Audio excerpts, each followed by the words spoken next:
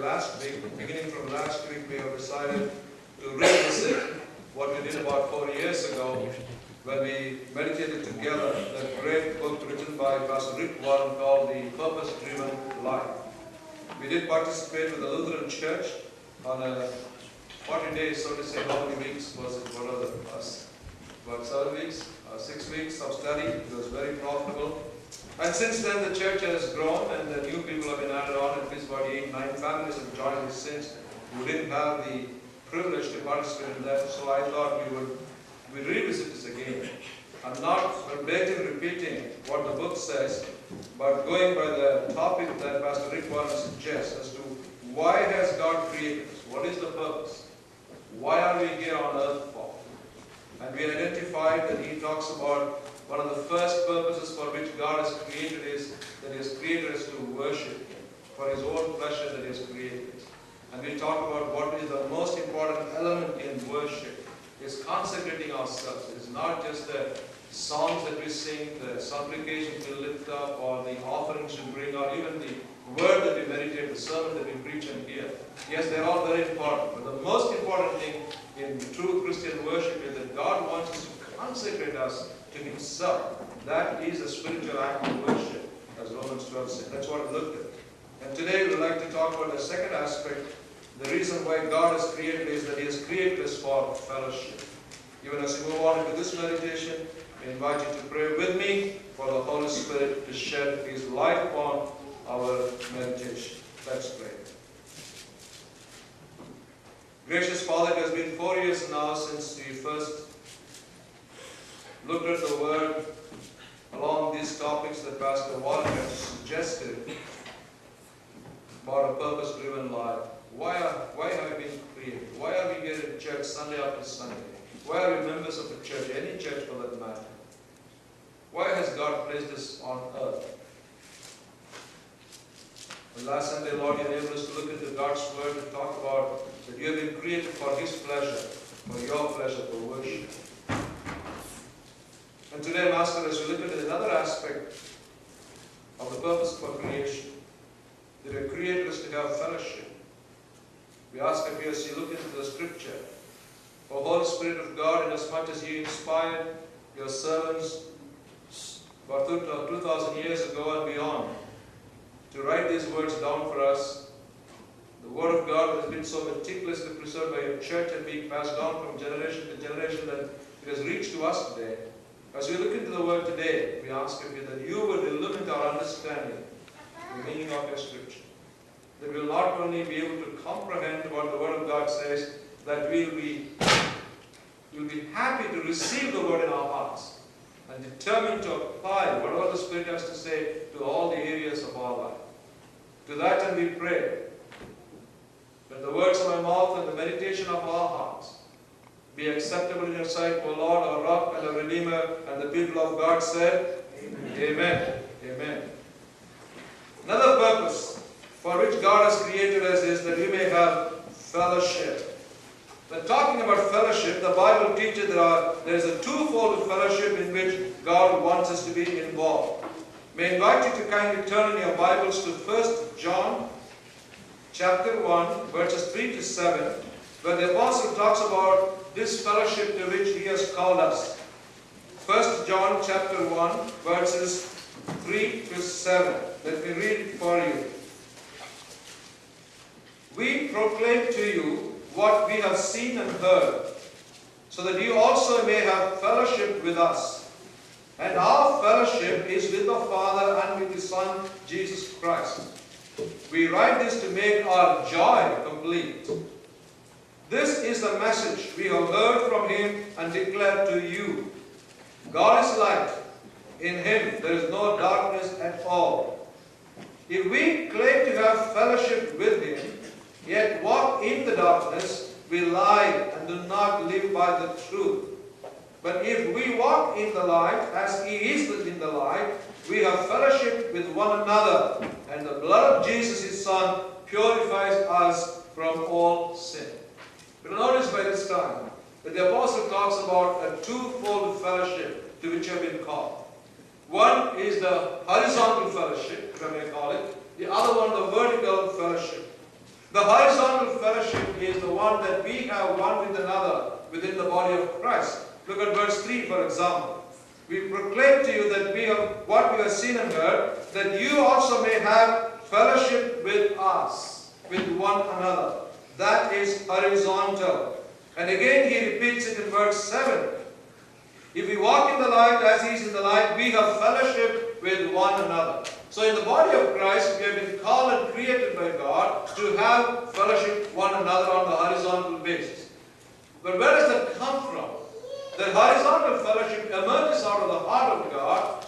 We receive this fellowship from God in a vertical sense. Again, go back to verse 3, the second half of verse 3. So that he also may have fellowship with us, and our fellowship is with the Father and with his Son, Jesus Christ. It is that vertical dimension of the fellowship gives really meaning to the horizontal dimension. Once again, the apostle repeats that in verse 7. If we walk in the light as he is in the light, we have fellowship one with the... No, I'm sorry. Verse 6. If we claim to have fellowship with him, with Jesus Christ, then we, and yet walk in darkness, then we lie and the truth is not in us. And therefore, our call primarily is to have fellowship with God in a vertical sense. And that fellowship is being expressed, manifested by the fellowship that we have horizontally with one another, as members of the body of Jesus Christ. And therefore, the church is essentially a fellowship with God and with one another. The church is essentially a family of God. What is fellowship? Even in a funny manner, somebody defined fellowship as fellowship is all kinds of fellows sailing on the same ship together. Isn't it true? We are all kinds of fellows right here. We don't wear uniforms. There is no spiritual uniform here, fellows. Is that right?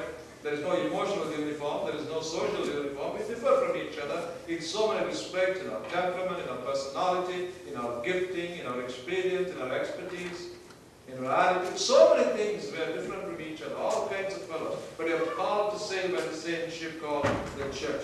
In fact, when we talk about the church as a family and a fellowship, God brought into existence three kinds of family. But one after the other, those families failed God. But God is not ready to give up. He moves on with the third family, hoping and believing and trusting that the third family would give him the great joy that he always sought from those families. What are those families that disappointed God and failed him? Number one, the cultural family, historical. Let me take you way back to Genesis chapter 1. Here is God who creates Adam and Eve and the rest of the creation. Then when God finished creating Adam and Eve, God gave them a command. In technical terms, we call it the cultural mandate or cultural command. A mandate means a command. Genesis 1:27, God created man in his own image. In the image of God, he created him. Male and female, he created them. God blessed them. Notice, this is the first blessing ever that, as recorded word of God says, this is the first blessing in all human history that God pronounced on humankind. The very first blessing. God had blessed them and said them what? Be fruitful, be productive, and increase in number. Fill the earth and subdue it. Rule over the fish of the sea and the birds of the air and over every living creature and that moves on the ground. Biblical scholars call it the cultural mandate or cultural command. What God is saying is, go and create. I'm giving you the freedom and I'm giving you the power to create your own culture, your own families, your own societies and communities, your own system of living, form your own government, whatever that may be. I'm giving you the freedom and I'm giving the authority and the power. That is how the cultural family came in existence by the authority of God. You know, last week we looked at Acts chapter 17. Paul, as he was discussing with those philosophers and others in Athens, at one point he talking about life as relates to religion. Apostle Paul said in Acts 17 and verse 26, from one man, that is from Adam, from one man, God made every nation of men that they should inhabit the whole earth. And he determined the times set for them and the exact places where they should live. Here Paul explains Genesis 1:28. From that one man Adam, and one woman of course Eve. God made many nations. God brought about many cultures, many languages, many regions, many nationalities into what as we see it today. That was a global. In other words, by creation, we were called to have a global fellowship with God. But this cultural family to whom God gave His first blessing, His authority and the power and the freedom, they failed God. You know that? I know that. They failed God and failed Him miserably. So what did God do? He divided. When you come to Genesis chapter 11, remember the story of the Babel Tower? Sometimes people wonder, was Babel Tower a punishment? That people are united, but God divided them. Was that a punishment? An act of punishment from the heart of God? No, if you look at it closely, it was an act of grace, that amazing grace. The praise team reminded us tonight. How can dividing humanity be an act of amazing grace? Very simple. God said, if these people are united, nobody can stop them from doing what they want to do. Look at what God says in Genesis chapter 11. In verse 5. The Lord came down to see the city and the tower that men were building. And the Lord said, if as one people speaking the same language, they began to do this, then nothing they plan to do will be impossible for them. Come, let's go down and confuse their language so they will not understand each other. Because man had so much of potential and power of creativity in him. And God knew that if you let them stand together, they are going to use that potential and creativity not for constructive purposes, but for self-destructive purposes. And as a loving father, He is not going to sit back, fold His hands, and let His children use their collective power of creativity only for their own self-destruction. So out of love, that His children should not destroy themselves ever again, He divided them, gave them different languages. It is an act of grace, not an act of punishment. He protected. And yet, of course, although he divided them in order to save them, He divided and dispersed them so they may be spared and saved from further destruction. Yet, out of the divided humanity, God had a second plan. He chose one family. Number 2, that family is called the covenant family. Move on to Genesis chapter 12. Here was Abraham, who lived in Mesopotamia. Yesterday at the Bible study and afterwards, some of us had a very lively discussion. I wish that more of you were there yesterday. We had a very lively discussion about the origin of Israel and where did Abraham come from, so on and so forth, and the connection between Islam and Israel, so on and so forth. Now, where did Abraham come from? Abraham comes from an idolatrous background. He was from Mesopotamia or Babylon, now what we call Iran and Iraq. He was an Arab. The ancestors of Abraham, his father and grandfather, they were all worshippers of not exactly the kind of God that we talk about in the Bible. All the names are mentioned. There is so much of pluralism. There is so much of idol worship going on. Probably Abraham comes from that family, but God singles him out. God saw in Abraham something wonderful and good, something that is worthy of note of his righteousness and holiness, and God singles him out. And God says, go out of your people, leave your country, Abraham, your people and your father's household, and go to the land I will show you. I'm going to take you out. You know, even today, I was reminded when we sang, holy, holy, holy. What is the holiness all about? What is the meaning of holiness? Holiness is not just putting on an external piety. Holiness means being set apart. It's like taking a sharp knife and get a banana. What happens? The banana splits into 2 parts. Holiness means as if God taking a knife and cutting through humanity and separating one people for Himself. They are His. We are holy. The God whom we worship is holy. You and I are holy.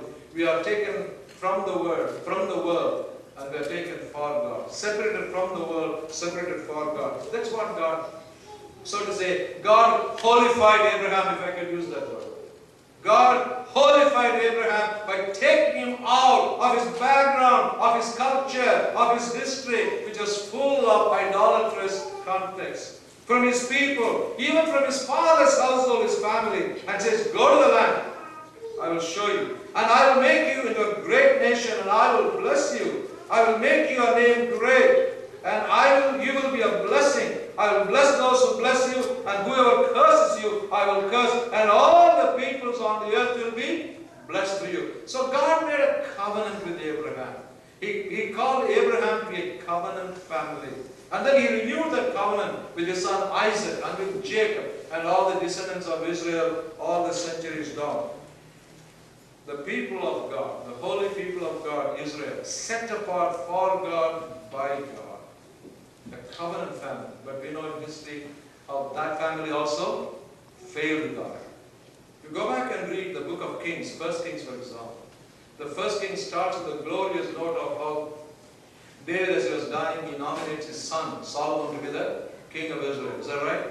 And God appears to Solomon. What do you want, Solomon? Ask me anything, I'll give you. Instead of asking for glories and riches, Solomon simply said, Lord, give me wisdom to govern this people. And God said, I'm so impressed. Since you didn't ask for prosperity or wealth or long life, you only asked for wisdom to govern my people, to do my will. I will give you that wisdom, and also I'm going to add on prosperity. And Solomon became the richest king. He was the only king in Israel who never went to war. Absolute peace in his days, and everybody came to him. So the first Kings begins with a glorious note of the emergence of the people of Israel as an amazing kingdom, amazing government. And go down in history, come to 2 Kings, the last chapter. The glorious beginning ends in a colossal tragedy. Now the kingdom is split into two, Judah and Israel. Israelites and the so-called Israel region is the northern region, the part of Samaria, they worshipped Baal and all kinds of idols, and they kept on frustrating God and making God burn with anger, and God punishes them as a discipline. He allows them to be sold as exiles to Babylon by Nebuchadnezzar and all the way to Syria, and the kingdom is lost. Because as a family, the covenant family, whom God had chosen, through whom He wanted to reveal Himself to the whole world as I am who I am, the Jehovah God. He wanted to reveal Himself through this family to the rest of the world, but they failed Him. They failed Him miserably. Finally, God won't give up. He has brought about a third family. I would call that the consecrated family, the church. We are consecrated for a purpose. We are a family of God. No wonder Jesus taught us the prayer, Our Father. Because it's a family prayer. He is our Father. We are His children. If He is our Father, then we belong to each other. We are brothers and sisters, one of another. No matter what language we speak, no matter what country we come from, we belong to Him because we belong to each other as well. So we are consecrated for a purpose. And that's what is one example of what was read to us in Mark chapter 3, verse 31 and 35.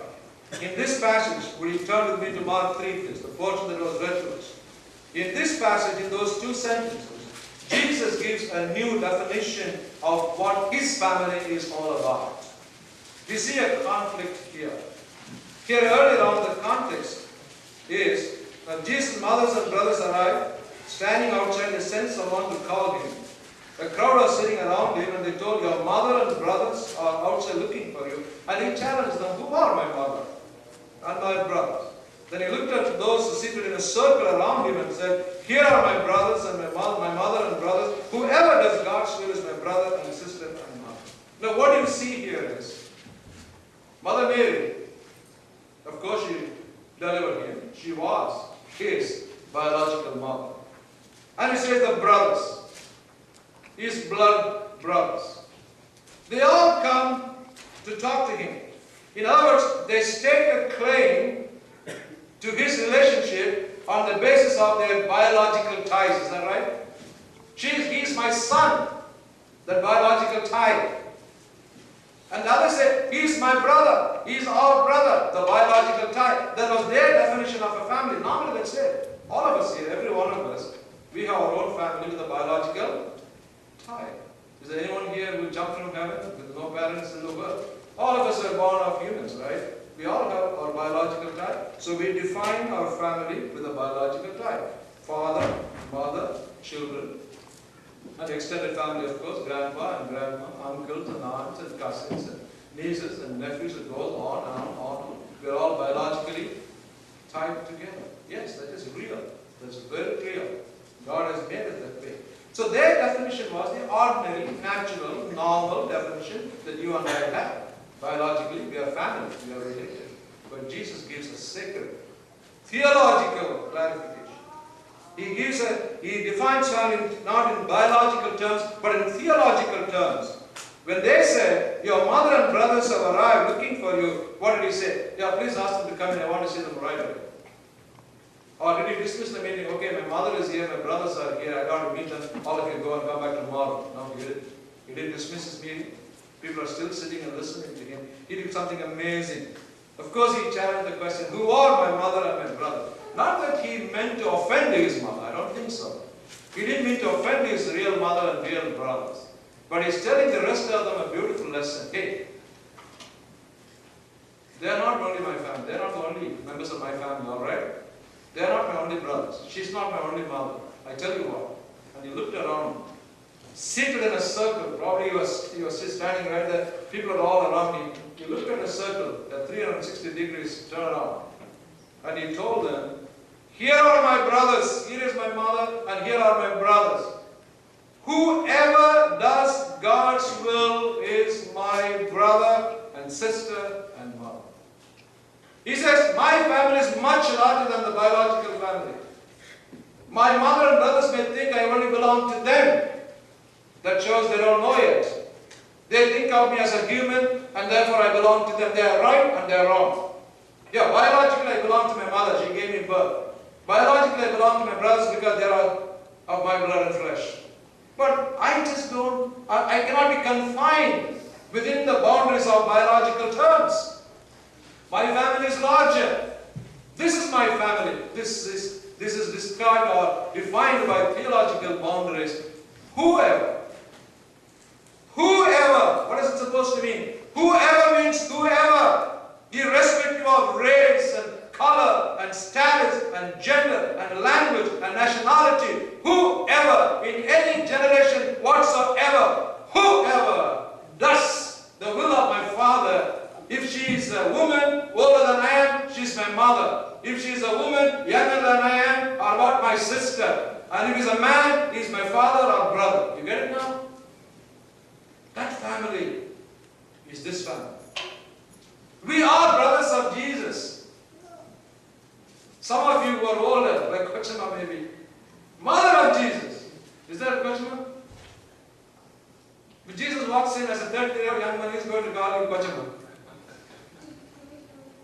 The rest of us is brothers. That's what Jesus says. My family is defined by the theological terms, not the biological one. No wonder he taught us to pray, our Father. He didn't say, our God who is in heaven. Is that right? He could have taught us, our God who is in heaven. No, he personalized it. It's personal, not our God, our Creator, our Redeemer. It's not functional things. But this is relational. Our Father. Because we are His children. At the same time, just because we call Him Father, He is not automatically our Father. Just because we call Him Lord, He is not automatically Lord. Jesus defined, whoever does the will of my Father. For example, in Matthew chapter 7 and verse 21. Matthew 7:21. Not everyone who says to me, Lord, Lord, will enter the kingdom of heaven, but only he who does the will of my Father who is in heaven. Not everyone who calls me Lord, Lord, automatically becomes my child. But they have to do the will of my Father. Then only I can be their Lord. You know, I remember a story, probably I told you many years ago, back in India. I was waiting at a bus station on my way to Kodaikanal Hills. There's a place called Vatavasundu. That's where you get out to get some tea or something. It's a break, 15 minutes. And I was standing there, I saw this little beggar boy, you know, in champagne dress and unkempt hair. And he must be about 8 or 10 years old. And he was going begging from people, 50 paisa or whatever it is. Everybody else he called Ayya, Amma, Ayya, Amma. When he looked at me, I don't know what changed his mind. Maybe I was better dressed or whatever. He said, or he thought I may not understand Tamil for some reason. He said, Uncle, Uncle, 50 paisa, Uncle. I smiled, I said, Uncle. Everybody else is Ayya, Amma. I'm only Uncle. Now wait a minute. Just because this fellow calls me Uncle, would I hug him and say, yes, my nephew, what can I do for you? How is my sister, your mother? He may call me Uncle, out of respect. Or he may call me Uncle because he wants a favor from me. Just because he calls me uncle, I'm not his uncle. You get me? Same way, because I call him Lord, I call him Father, he is not my Father, my Lord, unless I do his will. Jesus made it very clear. Who is my mother? Who are my brothers? Everybody does the will of my Father. He is my brother. She is my mother or sister. That's the theological family in which we have been called to. Consecrated family. A family that is determined, committed, devoted to doing the will of God in its life, individually and together as a body. And this is an eternal family, isn't it? Because the biological relationship terminated at death. Of course, we have this hope and confidence that when we go to heaven, we'll meet all our loved ones who have gone ahead. And it's only the loved ones who have died in Christ, as the Word of God says. The loved ones who have died in Christ will be resurrected. And so there is a hope that we'll see each other face to face. We thank God for the hope we have. But then if you look at the Word of God closely, in Matthew 12 and verse 18 to 25, Jesus made it very clear there is no marriage in heaven. Our relationship, when I go back and look at my own family, when I see my father, my mother, my wife, my children, it is not going to be the same relationship there. I don't think Padmini and I are going to live there in heaven as husband and wife. We will be angels. Angel Padmini, Angel Martin. That will be fun. Is that right, Moni? Moni is enjoying the sermon. We will meet each other, we will recognize each other, but our relationship will not be like this. You know what I'm talking about? That's what he said. There is no marriage in heaven. Individually, we like the angels. We will recognize, we will celebrate, we will be happy, we are here together, but it's not going to be that relationship. Even our children, they are individual, they are going to be. And therefore, the biological terms, they are terminated at the point of death. But the theological term continues on, even beyond our death. Together, we are one family. But Jesus said in John 14, do not be let your hearts be not troubled. I go away to prepare a place for you. And when I prepare a place for you, I'll come and take it with me. There are mansions and rooms, so each one of us will have a nice apartment, a townhouse or a single house. There are mansions. So don't worry if you cannot get a 5-bedroom now. You're going to get one when you get there. Big mansion, big rooms. So there will be an individual habitat, you live together, but not in that kind of relationship. But it's an eternal family. And we'll be with the Lord forever. But when does the eternal fellowship with God begin? It begins right here, right now, as a consecrated family of Jesus. My pastor in India used to say, and I've quoted that many times before, if you don't feel heaven in your home now, let me repeat. If you don't feel heaven in your home now, you won't feel at home when you go to heaven. That eternal family begins now. Right now we are consecrated for Jesus. We are dedicated to Jesus. So the eternal dimension of the family comes in here, right now. How does that happen? Very simple. It happens only when we step out of our own small circles and move into the bigger circle of Jesus Christ. He looked at all the people sitting in a circle around him. Did he not say that? People are sitting in a circle around him. He was at the center of the circle. We all have our own small circles, don't we? We have our social circles, is that right? Our linguistic circles, our racial, our caste, our community, our nationality, our ethnic, you name it. Our educational status, our professional circles, It's very common, as they say, birds of the same feather flock together. Wherever we go, I have noticed this. Wherever I go, some of them come together as a group because they're all one professions. Maybe in your case, most of you IT people. The non-ITs, we are lost in your conversation. Or maybe Shanti, all the medicals come together, they have their own small little circles, which is natural. Or mostly it's language. We want to be around the company of those who speak my language. Or even then, not only my language, my district. I notice in Tamil people, wherever you go, the Tamil fellows get together, and then suddenly I notice there's another small circle called Tirunelveli Tamil people, and Madurai Tamil people. You know that one? I don't know if in Kerala you go like that, Calicut Keralites and Kottayam Keralites and Trivandrum Keralites. It's very natural. We all live in small circles. But the eternal dimension of the consecrated family begins when we intentionally shed that smaller identity and move on to the bigger circle with Jesus, where nothing divides us, but Jesus holds us together. Within the Jesus circle, there is no race, there is no color, there is no status, there is nothing that divides us. We are all one in Christ. Isn't that what Paul emphatically talks about in Galatians 3:26 and 28 and Colossians 3:11? There is no Jew and there is no Greek. There is no free and there is no slave. There is no male or no female. Everybody is in Christ. And I told you a number of times how Dr. E. Stanley Jones, a missionary to India, often used to say, everyone who belongs to Jesus belongs to everyone who belongs to Jesus. If I belong to our brother Eddie, and Eddie belongs to Jesus, who cares whether he came from Fiji and he speaks Hindi, for which I envy him? If Eddie belongs to Jesus and I belong to Jesus, like it or not, then Eddie and I belong to Jesus together. That is the consecrated family, getting into the Jesus circle. That is the Christian fellowship to which God has called us. And He wants us to celebrate. And the meaning of this fellowship is amazing. You know? As I said, the meaning is all kinds of fellows. Look at the composition of the early church. If you look at the apostles, the 12 apostles Jesus chose, according to Mark, look at for example, Simon Peter. Simon Peter was a very mercurious character, very impulsive character, never steady. He will say one thing now and jump and change his mind. He was never consistent man. He was part of the group. James and John, they were nicknamed the sons of thunder. Why? They had an explosive temper. They cannot tolerate, they never had a sense of tolerance. Matthew, a tax collector. Maybe a very learned person within the group, I guess. Among the 12, he was the most learned because he knew how to count money. He was a tax collector. He needed basic education. Thomas, some call him skeptic, the others call him a pragmatist. Unless I put my hand, right? He didn't say that? Unless I put my hand into the wound mark, I'm not going to. Was he a skeptic or was he pragmatic? Either way, it depends upon which way you look at him. He was different. Simon the Zealot, the very zealous and social activist. Judas, of course, the one who betrayed him. But Jesus put them together as one family. All kinds of fellows called to sail together on the same ship with Jesus. And even look at the composition of the church. How different the church is. So in 1 Corinthians, the passage that was read to us, I'm going to quickly point out a few things, and then we are through with that.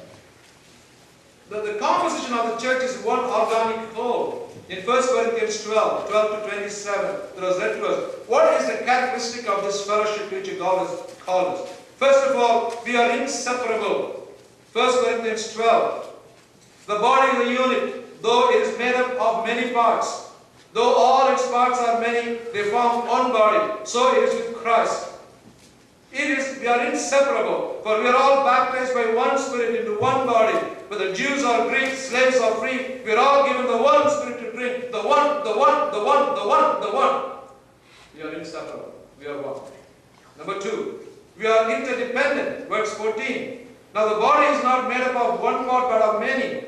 If the foot should say, because I am not a hand, I do not belong to the body, it would not for that reason cease to be a part of the body. If the ear should say, because I am not an eye, I do not belong to the body, it would not for the same reason cease to be the part of the body. No, we are dependent. The body depends upon the eye and you know what I'm talking about, right? I don't have to explain it. Every part of the body is dependent upon the other body. That's why if it hurts one place, the whole body aches. We are interdependent. Number 3, we are indispensable. Verse 22 and 22. On the contrary, those parts of the body that seem to be weaker are indispensable. Just because a part of the body is weak, you amputate it and throw it away? Not in a normal sense, unless there becomes an endangerment, is that right? Unless a part of the body becomes an endangerment to the rest of the body, you don't amputate it. There are weaker parts of the body. We don't throw them away. We are indispensable. Every part of the body, big and small, significant or insignificant. Finally, it's an intrinsic body in verse 26. If one part suffers, every part suffers with it. If one part is honored, every part rejoices with it. Right. Together we celebrate, together we suffer, together we smile and laugh, and together we cry. We bear each other's burden.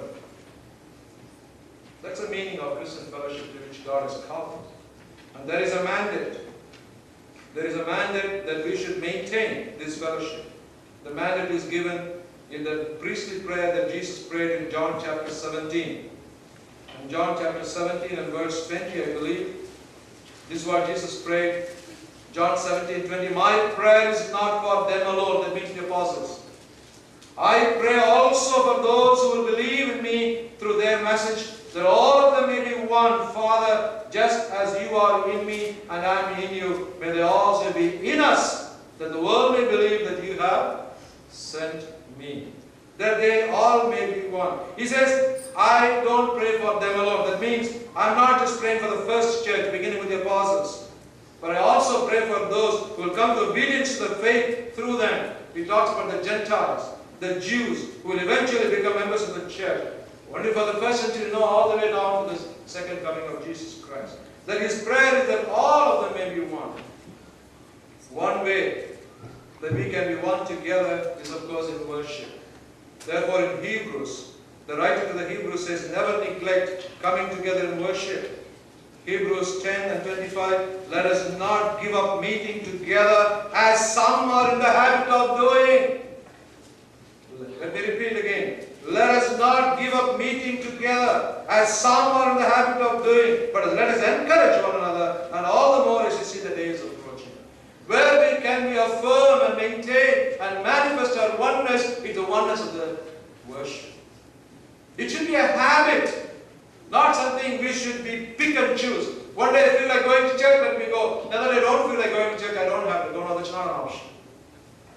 God wants us to come to, unless it's an extreme emergency, extremely sick, I'm physically immobile, I cannot move around, or something happens. Unless it's an extreme situation, we are encouraged not to give up, not to neglect, as painfully is pointing out, some are in the habit of doing. We have to come together. Because when we come together, we make God happy. Oh, my children are together to worship me today. It makes God happy.